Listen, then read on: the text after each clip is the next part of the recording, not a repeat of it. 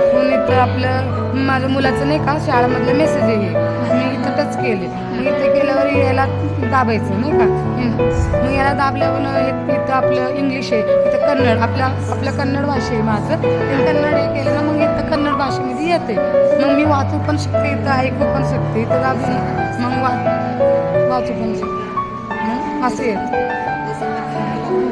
हे तुम्हाला उपयोगी वाटतं? हो, उपयोग वाटते. खूपच चांगलं वाटते. असं नाही की घरी कोण पण ऐकून पण